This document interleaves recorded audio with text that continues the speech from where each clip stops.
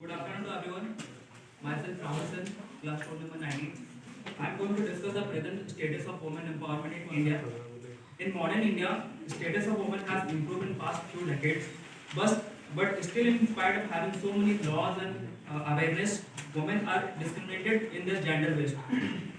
The current scenario of women empowerment is very disbalanced in Indian society. Let's talk about the education status of women in India. Literacy. Literacy is crucial for promoting women rights, achievement, women empowerment, enhancing livelihood skills, strengthening their participation in leadership. As per the census of 2011, the current female literacy rate is 65.46% in India.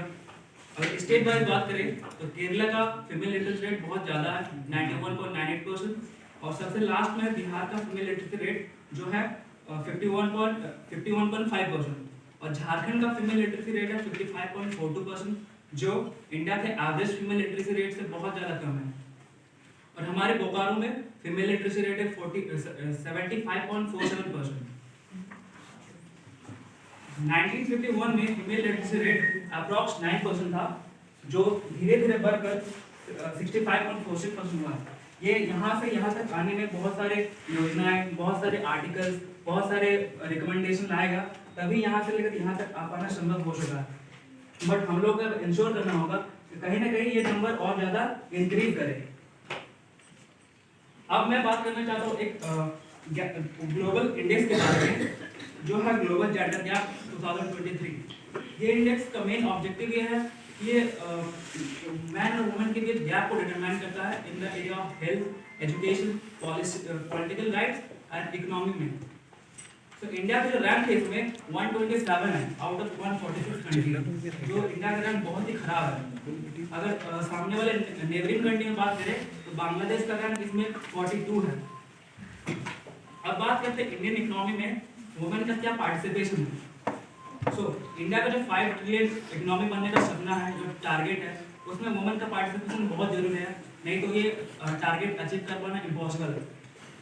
जो current estimate है वो है 24% female ऐसा है जो अपने formal labour force में अपना योगदान दे रही है और बाकी सब जितने भी है या तो इनफॉर्मल सेक्टर में काम कर रही है या तो हाउस वाइफ है। जैसे कि 73rd amendment act constitutional amendment act में कहा गया कि वुमेन को पंचायती राज में 1/3 रिजर्वेशन दिया जाएगा, बट यहाँ पे कहीं ना कहीं मेल डोमिनेंस दिखता है। जैसे कि रिसेंट एक वेब सीरीज आया था पंचायत, इसमें देखा गया है कि एक गांव हो गया, उस गांव का प्रधान होती है महिला, बट उस गांव का सारा काम हैंडल करता है उसका हस्बैंड। ऐसे ही सोशल रिफॉर्मेशन के लिए, सोशल अवेयरनेस के लिए बहुत सारे फिल्म है जैसे कि थप्पड़, पिंक, जो कहीं ना कहीं इंडियन सोसाइटी में वुमेन का रियलिटी बताता है। अब इस तरह वुमेन एम्पावरमेंट संभव नहीं हो पाएगा। एक महिला अपने आप को एम्पावर्ड वुमेन तभी कंसीडर कर पाएगी जब वो अपने डिसीजन खुद ले सके in the area of health, career और जो एजुकेशन से रिलेटेड है उसमें अपना डिसीजन खुद ले सकती है। अपने सराउंडिंग पीपल और अपने फैमिली मेंबर आपको सजेशन दे सकता है, बट अल्टीमेटली आपका डिसीजन खुद का होना चाहिए, तब वो अपने आप को एक एम्पावर्ड वुमन कर पाएगी।